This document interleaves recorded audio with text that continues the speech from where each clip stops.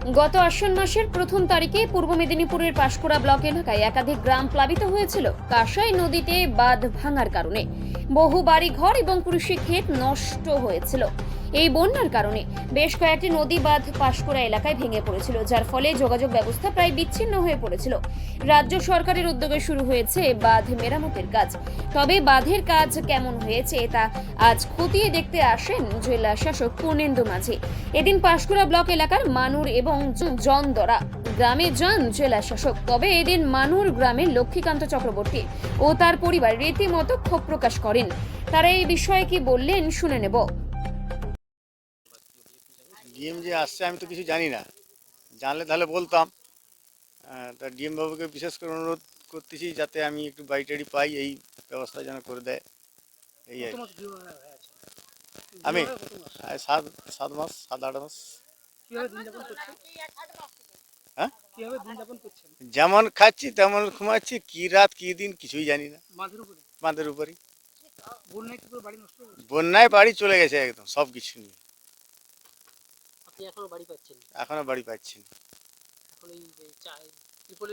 তিরপল চালাইয়ের উপরেই বাঁধের উপরে আছি। তারপরে এখানে কন্ট্রাক্টরের লোকরা বলছে যে এখান থেকে সরে যেতে হবে। হ্যাঁ, তারপরে আমাদের স্থানীয় লোকেরাও বলছে তুমি সরে যাও, আমাদের ঢাল এটাতে বাগিয়ে দিবে। এরা বলছে ঢাল করার জন্যে আমাকে আবার নতুন পুনরায় সেখানে ওইখানটায় আবার তিরপল চালা করে থাকবো, এরকম চিন্তা ভাবনা লিখি আর কি। মানে অস্থায়ী বাড়িটাও সেটা আবার ভেঙে দেবে? ভেঙে দিবেন। এই বিষয়ে কোনো আধিকারিককে জানিয়েছিলেন যে বাড়ির জন্য আবেদন করেছিলেন?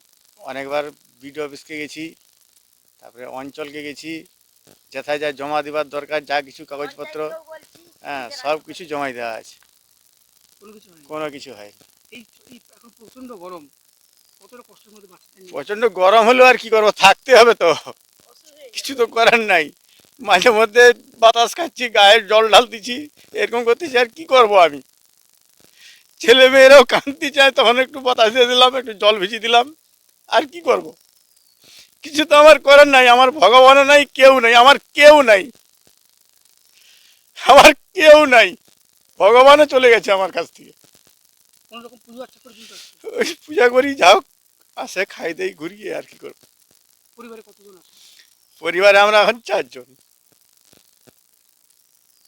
তোরও অসহায় অবস্থা আছে? ও সহায় মানে মানে আমার চেয়ে মানে দুর্দশা কারণেই এই পশ্চিমবাংলার মধ্যে মনে হয়। যারা ফুটপাতে থাকে তারা অনেক আনন্দে থাকে। রেল কোম্পানির ঘরে ঘুমালো, আবার রাস্তা বেরিয়ে গেল, আমি তো সেটাও পাইনি। আমার নাম লক্ষ্মীকান্ত চক্রবর্তী, বাড়ি? বাড়ি মানুর। পায়েল চক্রবর্তী। আর আপনাদের অভিযোগ আছে এই যে আজকে দিয়ে মেলেন, কি দেখলেন বা কি বলবেন আপনি? আমার তো খুব কষ্ট হচ্ছে। আমি বিয়ে হয়েছে 1.5 বছর, এখানে বন্যা হলো আমি তো সব দেখেছি। এই আপনাদের মতন কত লোক সেরকম ভিডিও করে গেছে, তারা না ঠিক পয়সা পেয়ে, কিন্তু আমরা যে কত কষ্টে আছি আমাদের তো দেখছে না। আমরা কি মানুষ না, না কুকুর? আপনারা কি বন্যা কি বাড়ি বন্যায় সব কিছু তুলতে পারিনি কিছু। আপনারা গিয়ে দেখুন কত কষ্টে আছি, কি কষ্ট হয়। আপনারা একটু গিয়ে তিরপলটে থাকুন, থাকতে পারেন কিনা। ওরা তো কি সুন্দর আছে, ডাবের জল খাচ্ছে, এটা খাচ্ছে। আমরা কি কুকুর না? আমরা কুকুর, মানুষ না। হ্যাঁ, হ্যাঁ অনেকবার জানি যে আমার শ্বশুর নিজে গেছে, আমার শ্বশুর আমার স্বামী নিজে গেছে ভিডিও অফিসে, শুধু বলছে যে এর পরের লড়ে, এর পরের লড়ে। কত লড়ে, কত কবে সে বন্যা হয়েছে, আমরা কত কষ্টে আছি। হ্যাঁ, এখন কোথায় আছেন? আমার শাশুড়ি বলে বলে মুখ ভূত, এখন আমি পাচ্ছি না। হয়েছি দাঁড়া আমি বলবো। আজকে কি টিমকে জানালেন বিষয়টা? আমি জানাবো কে বলবো, আমি বলতে চান্স পাই, তা তো চলে গেল। আমি ওখানে বসেছিলাম, ভাবছিলাম যে বলবো, কিন্তু আর বলতে পারিনি, তারা তো চলে গেল। এই মুহূর্তে কোথায় রয়েছেন আপনি? ওই যে তিরপল চালাই যে কত কষ্ট। হ্যাঁ, ঝড় বৃষ্টি আমরা রাত্রে ঘুমাতে পারি না, রাত জেগে বসে থাকি। সবাই দেখে, সবাই পাড়ার লোক কেউ সাহায্য করতে আসে না, সবাই তো তাদের মতন বলে যায় যে আমরা কোথায় যাব, কোথায় দৌড়াবো, যেখানে আছি সেখানে বলে পরে পরে ঘর দেবে। আমরা কার কার কাছে যাব? যেখানে আছি পাড়ার লোক সাহায্য করছে না, তাহলে তারা কি করে সাহায্য করবে? আপনারাই বলুন না। পাড়ার লোক যারা সহযোগিতা করবে, পাড়ার অঞ্চলের লোক বিটুক সবার কাছে গেছি, কেউ সাহায্য করছে না। সবাই বলছে এখানে যান, এখানে যান। আর কত জায়গায় যাব? আমরা তো পূজা করে খাই, আমরা ব্রাহ্মণ, আমরা পুজো করে খাই। তারপরে আমার স্বামী সবেই অফিসে একটা জয়েন্ট হয়েছে, তা এখনো পড়াশুনো করছে। সে এখন নিজের পায়ে দাঁড়াতে পারছে না, নিজের এখন পায়ে তো দাঁড়াতে। অসহায় অবস্থা আছেন, তাই তো? হ্যাঁ, ওই যে তিরিপল চালা, আর আবার ওই যে এখানে নামিয়ে দেবে বলছে, বাঁধ তৈরি করে ভেঙে। আবার ওই যে তিরিপল চালা আবার নিচেটাই করছে। এই জায়গাটা এখন আমাদের সাহায্য করেনি। এদিকে যাদের 2 তলা 3 তলা ঘর, তাদের ঘর চলে এসেছে। তখন আমাদের কত কষ্ট যে সমস্ত নদীবাঁধগুলো জঙ্গি পরিদর্শন করুন, কিন্তু এলাকার মানুষের যে দাবি ছিল যে লক্ষ্মীকান্ত চক্রবর্তী বলে যে ব্যক্তি তার বাড়ি ভেঙে গেছে, এখনো পর্যন্ত বাড়ি পায়নি, কি বলবেন বিষয়টা? আমরা প্রথমেই বলি যে আমাদের আজকে পূর্ব মেদিনীপুর জেলা শাসক পূর্ণেন্দু মাঝি মহাশয় আমাদের যেটা পাঁশকুড়ার যে ভয়াবহ বন্যা, যে বন্যাতে বাংলার মুখ্যমন্ত্রী মমতা বন্দ্যোপাধ্যায় পাঁশকুড়ায় ছুটে এসেছিলেন, সেই নদী বাঁধগুলো যেগুলো আমাদের ইরিগেশন দপ্তর ইতিমধ্যে বাঁধার কাজ বেশিরভাগ অংশই শেষ করে ফেলেছে। সেই অংশ কাজ কেমন হচ্ছে দেখার জন্য পরিদর্শনে এসেছিল এবং সেই কাজ পরিদর্শন করেছেন এবং আমাদের একটা কাজ একটু আমরা পিছিয়ে আছি, সেটা হচ্ছে গড়পুরুষোত্তমপুর, সেটা যাতে দ্রুততার সঙ্গে 15 দিনের মধ্যে শেষ করা যায় তার জন্য জেলাশাসক নির্দেশ দিয়েছে। আর লক্ষ্মীকান্ত চক্রবর্তীর যে বাড়ি, আমরা ইতিমধ্যে পাঁশকুড়াতে গোবিন্দনগর অঞ্চলে আমরা 9 জনকে আবাস যোজনার বাংলার বাড়ি প্রকল্পে তাদেরকে বাড়ি দিয়েছি।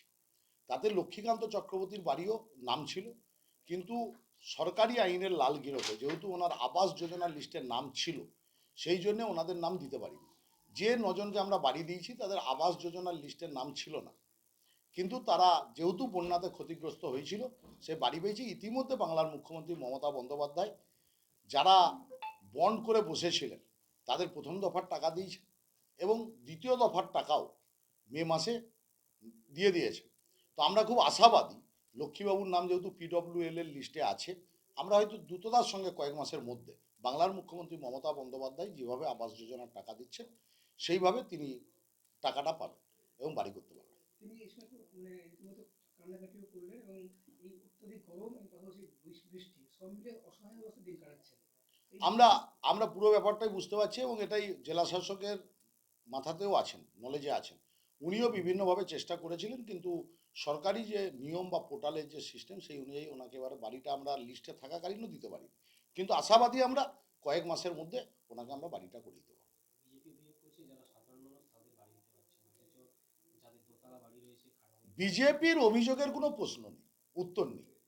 যারা কেন্দ্র সরকারের 3 বছর বাংলার প্রাপ্য গরিব মানুষের টাকা বন্ধ রেখেছে, আবাস যোজনার টাকা বন্ধ রেখেছে, বাড়ি ভেঙে মানুষ 3 বছর বন্ধ করে বসেছিলেন, বন্যায় যখন ক্ষতি হয়েছে তখন বিজেপিকে দেখা যায়নি, অমিত শাহ নরেন্দ্র মোদীকে দেখা যায়নি। যখন পশ্চিমবাংলার বিধানসভা লোকসভা নির্বাচন আসে তখন পরিযায়ী শ্রমিকের মতো এনারা ভোট চাইতে আসেন। তো বিজেপির অভিযোগের কোনো ভিত্তি নেই, বিজেপির অভিযোগের কোনো উত্তরও নেই। সাধারণ মানুষ, গরিব মানুষ তারা বাড়ি পেয়েছেন। বিজেপির পঞ্চায়েত সদস্য তার স্বামীর নামে, ভাসুরের নামে, দেওরের নামে পাঁশকুড়া ব্লকে মুখ্যমন্ত্রীর দপ্তর থেকে বাড়ি পেয়েছে যখন কেন্দ্র সরকার টাকা দেওয়া বন্ধ রেখেছে। তো তারপর বিজেপি বলে কি করে, আমরাও অবাক হয়ে যাই, এরা নির্লজ্জের মতো কথা বলছে। সুজিত রায়, সভাপতি, তমলুক সাংগঠনিক জেলা তৃণমূল।